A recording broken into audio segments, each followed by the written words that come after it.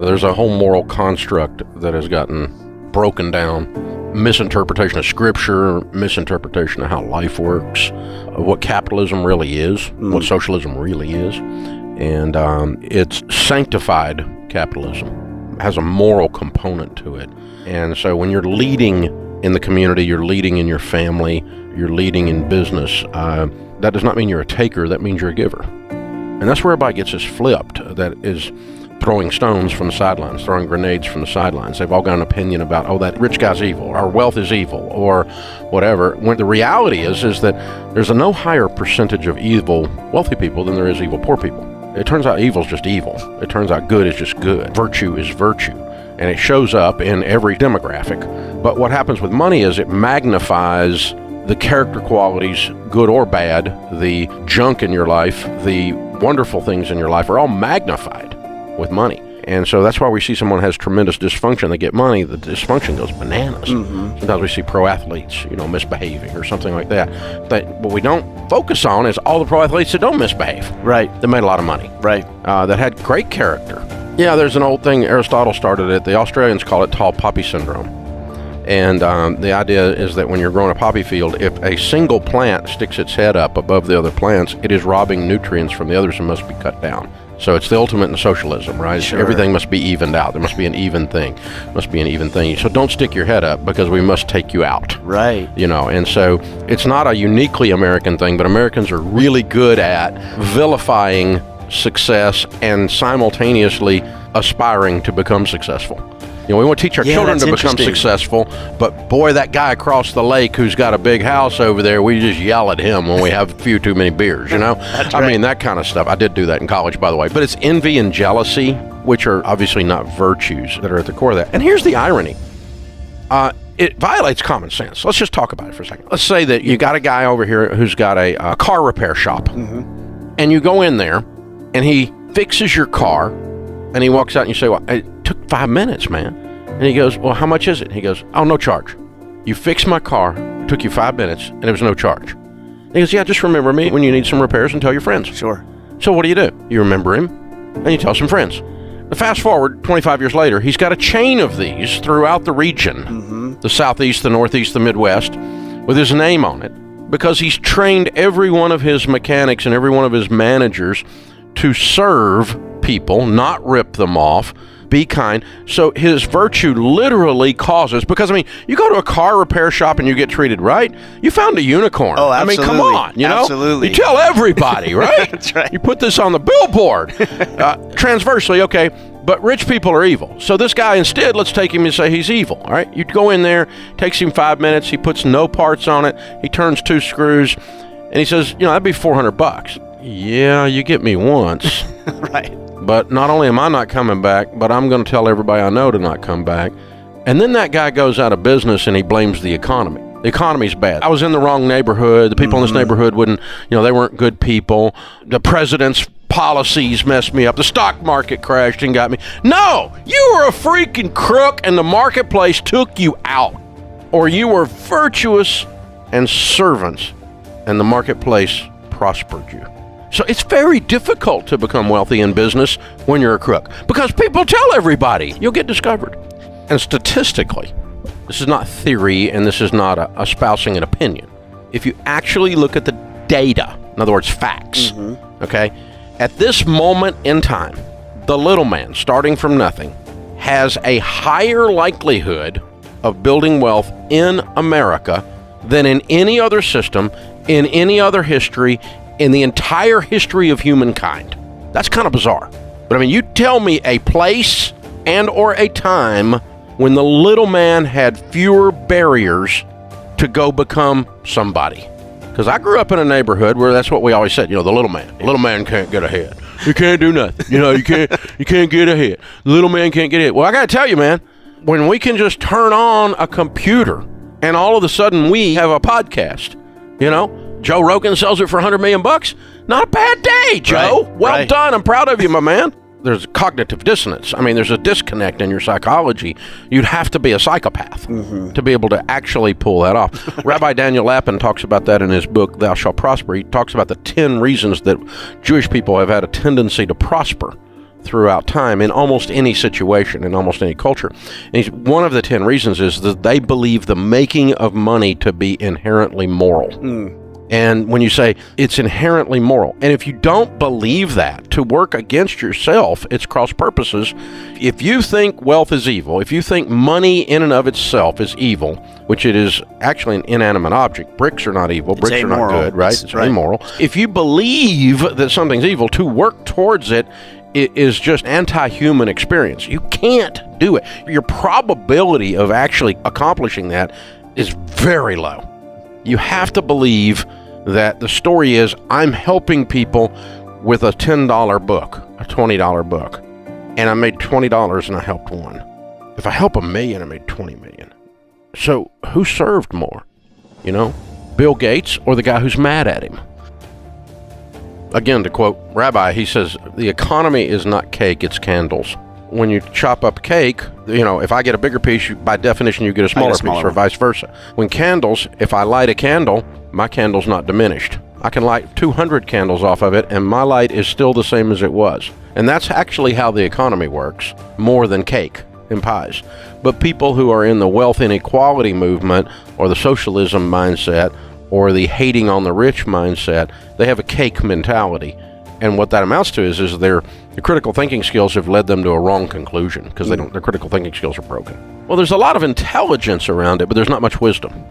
And so I had to learn how to handle money. So then I went and said, okay, what works? And I found common sense, and I found scripture, and they lined up stuff like do a budget. Okay, so I went and did a budget.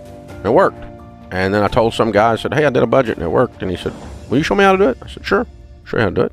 Then got a little yellow pad out and a 10-key calculator, and there we went. And then I said, you know, I got out of debt. He goes, how'd you do that? I said, well, I listed the debts off smallest to largest. I read that somewhere and some guy did, because by the way, I didn't invent the debt snowball. I just got credit for it.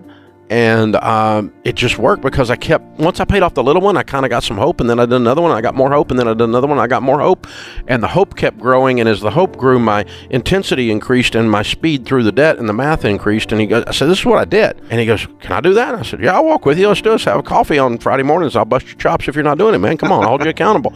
And so 2 guys, you know, and one of my buddies, right? And so we did this, and then I did it as a little thing. I started teaching a Sunday school class at my church, which was, you know, common sense, do a budget, get out of debt, live on less than you make. All things grandma said, all things the Bible says, right? And so it became this thing where I proof texted other people's information. And the thing you've got to do, if you want to win at an area of your life, the primary way I have been able to do that in my life, the areas that I'm good at, I'm not good at all of them. I've gotten better every year at every area. I'm discovering what we in business call best practices of someone else, okay? And so if 1/10 of 1/1 of 1% of the people who are millionaires did it with the lottery, or 96% of the people who are millionaires did it this other way, right? I'm kind of going with the 96% plan. Yeah. Now, what is that plan? Oh, crap. It's going to take a while. I got to invest in my 401k. I got to live on less than I make. I need to get my house and my other debts paid off, because when I don't have any payments, I got money to build wealth. Oh, crud. This is going to take 10 years. This is going to take 15 years. But it has a 96% probability, or whatever figure, 86% probability of working. This other one has a 1/10 of 1/1000th of a percent of working. So which one is why? I mean, how do you lose weight? How do you get in shape? You eat less and you exercise more. Right. Whoa, I don't need a book from Oprah. You know, I just figured it out. But instead, I want an app. I want a plan. I want a shortcut. I want to take a pill. I want to do something that short circuits the probability. But what's the highest of all the people you know who lost weight and kept it off and became fit? Of all of those people, did any of them really use a trick? No, they just use discipline and consistency. Hustle and grind, baby. That's it. You know, they're the tortoise, they're not the hare. And of all the people you know who grew wonderful businesses, how many of them did it over 20 years? How many of them did it over 20 months? And how many of the ones that did it over 20 months even survived 20 years? You know, and so when you actually, I'm a practical guy. I'm just looking at the data. What works? But I've got to be more strategic and intellectual about how I'm displacing my energy, where I'm placing it, in order to get the win. Because what I discovered is get rich quick almost never works. Get rich slow does. Become successful quick, instantly, add water, almost never works, and when it does, it doesn't sustain. I don't like that result. So that's a hot burner mentality, and that is my personality. But I had to overrule that as an act of my will, as an act of intellect, and say, all right, I'm going to use all of that hot burner energy to run the whole race. And I got to make the decision to play long, even though it's not my nature. Because otherwise I just go, well, I'm a victim of my personality. I'm not a victim of my personality. It's a freaking decision. Change. And I think it's one of the Ramsey differences in the whole financial space. It's a brand differentiator, is that personal finance is 80% behavior. It's only 20% head knowledge. We all know what to do. We all know how to lose weight. We're looking for a shortcut. We're looking for a trick. Our own broken psychology, our own broken emotions, our own sin in our life, whatever it is that causes us to see the world through skewed glasses, causes us to not do the obvious common sense things that are in front of us. In order to get out of debt, part of it is I have to address the math. Part of it is I have to have a tactical solution like the debt snowball. But as I'm working that debt snowball, I start to realize why I went into debt. I start to realize I was trying to look like somebody I wasn't. I'm trying to buy stuff that I don't need with money that I don't have to impress people I don't really like. And all of a sudden, I don't really care what people think. And that change inside of me accelerates the debt thing. So as I'm working on a budget with my spouse, I realized we weren't communicating about a lot of stuff. And now we start communicating about this money thing. And the number of people come to us after Financial Peace University and go, you saved our marriage. And I went, you went to the wrong class. I mean, come on. For a number of people, they went, oh, okay, I get it. I got to do these baby steps. I got to get this emergency fund in place. I need to get these debts paid off. I need to start systematically ongoing in funding my retirement. I need to work to get the house paid off in 10 years. Because the next time, not if, when something happens, 911, the planes go into the buildings, 2008, dadgum, economy crashes on a housing bubble. And then, we have 2020 and 2021. I just don't know what the big bad wolf is going to look like the next time he comes huffing and puffing, but I want to be in the brick house. And that's why we admire people who are healthy, wealthy, and successful, because they're unusual. The neat news is you can just decide. You can just decide. Nobody's stopping you. The only person stopping you is the person in your mirror. I'd say okay is more of an enemy than bad. If things are bad, sometimes like when I went broke, that's your wake-up call, and you say never again. But just mediocrity is easy to just sit there. There's nothing waking you up. There's nothing smacking you around to go, you got to fix this, bozo, But you have a heart attack, you quit eating biscuits and gravy, man. I mean, they do a biscuitectomy by opening up your chest, then you will all of a sudden change your healthy eating habits, that is true. So, but just eating and going on, it's the same thing with money. The problem in America is you can have a really good life and suck at handling money. Compared. But I mean, if you really want to be somebody, if you really want to take it to the next level, if you really want to be game on, if you really want to leave a mark, if you really want to change your family tree, if you want to have a sense of dignity, the ability to feed poor people en masse, the ability to buy toys for an entire community of kids where the whole thing was wiped out with a flood, if you want to be able to do stuff like that, it takes money.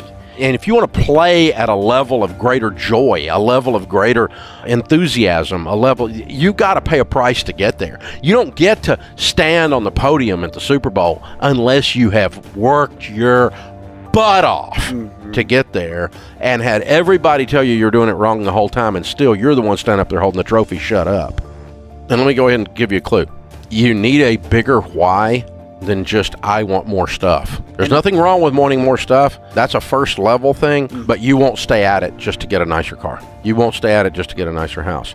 Noble motives will drag you a lot further into your why, and those are decisions. By the way, there's nothing wrong with having nice house and nice cars. I got both, okay? Right. So it's okay. But get you some, right? But that's not the answer. You eat enough lobster, it tastes like soap. I mean, really, I love lobster, but enough of it is enough. But the point is, you satiate yourself with input, but output you never get tired of. You never get tired of. So when you want to change your family tree, when you're looking at your grandbaby, I got 7 of them, and I know that the decisions we've made over the last 30 years will affect their kids' kids. I know it. Mathematically, it's really almost impossible for them to screw this up. I mean, really, it's ridiculous, right? Listen, the most fun you'll ever have with money is generosity. And once you get that nailed down, then you'll go get you some. You go get you some, and sort of you can give some. It changes everything. And so Folks, go be a Baby Steps millionaire. You can do it.